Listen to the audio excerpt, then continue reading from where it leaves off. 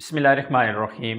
अस्सलाम वालेकुम। Saudi info YouTube channel में आपको खुश आमदीद कहते हैं। ऐसे तमाम पाकिस्तानी जो सऊदी अरेबिया में मौजूद है, आज का छोटा सा सवाल सिर्फ़ आपसे एक पूछना है, क्या सऊदी अरेबिया में पिछले कोई 1.5 साल में एम्बेसी के सिस्टम में कोई ऐसी तब्दीली आई है जिससे आपको फ़ायदा हुआ है, या फिर अगर आपका कोई मसला था और फिर एम्बेसी से आपने राब्ता किया, क्या एम्बेसी ने आपको कोई हल दिया उसका? आपने ये बात कमेंट में ज़रूर बतानी है। ये वीडियो बनाने की ज़रूरत क्यों पेश आई? 2 वजूहात हैं।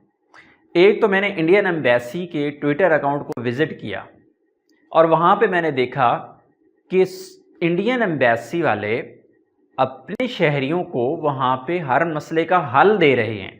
इंडियन शहरी वहाँ पे जाके ट्वीट करते हैं, उनको सवाल का जवाब मिल जाता है, उनको ईमेल आईडी दे दी जाती है, यहाँ पे अपनी डिटेल सेंड करें, उनको मोबाइल नंबर दे दिया जाता है, यहाँ पे आप कांटेक्ट करें। क्या पाकिस्तान एम्बेसी ने भी कभी आपके साथ ऐसा किया है?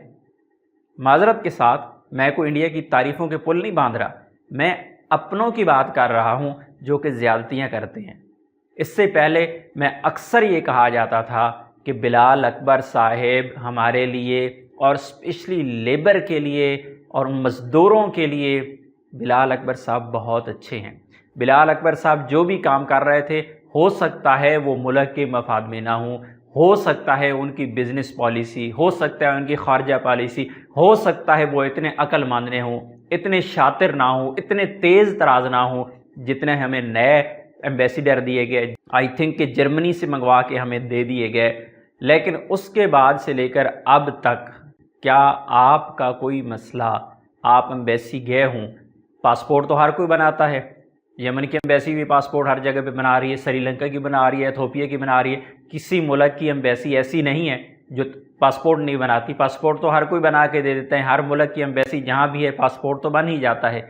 लेकिन इसके अलावा जो मसाइल हैं, क्या आपके मसले का कहीं हल किया गया या आपको फौरी तौर पे कहीं पे किसी किस्म का कोई रिस्पांस मिला? आप ट्विटर अकाउंट पे जाके देख लें, सिवाय वहाँ पे वज़ीर ख़ारजा के और सिवाय वहाँ पे वज़ीर आज़म के तारीफ़ों के पुल बांधने के, और क्या है वहाँ पे? कुछ नहीं है। आप कर लें सवाल, पूछ लें सवाल, टकरे मार लें, जो मर्ज़ी करें, आपको कोई जवाब नहीं दिया जाएगा। एम्बेसडर साहब जब स्टार्ट में आए थे तो इन्होंने एक बहुत अच्छे काम का आगाज़ उस वक्त किया था। आगाज़ क्या था कि मुझे भी कांटेक्ट किया गया। इसके अलावा जितने भी सोशल मीडिया पे एक्टिव लोग हैं, इसके अलावा जितने भी स्पेशली यूट्यूबर हैं, उनसे कांटेक्ट किया गया और मुझसे भी डाटा मांगा गया कि आप हमें अपना नंबर दे दें, और दूसरे जो लोग हैं उनके कांटेक्ट नंबर मैंने उनको सेंड किए, शेयर किए कि हाँ। और मैंने जिस बंदे से भी बात की है, जो मेरे लिंक्स हैं, जो यूट्यूबर हैं या इसके अलावा सोशल मीडिया पे जितने लोग हैं, तो मैंने उनसे भी रब्ता किया।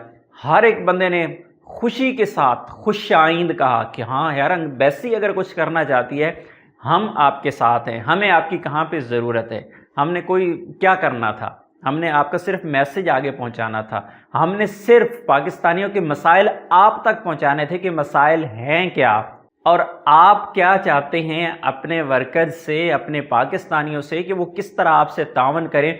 जो भी आप उनको सहूलत देने चाहते हैं, जो भी अनाउंसमेंट करना चाहते हैं, हम उन तक पहुंचा देंगे। लेकिन इस बात को भी कम से कम 8 महीने हो चुके हैं और उसके बाद चुप लग गई है। और आज वक्त है कि फ़ोन कॉल्स को तो छोड़ें, ट्विटर पे भी आपको किसी किस्म का कोई रिप्लाई नहीं मिलता।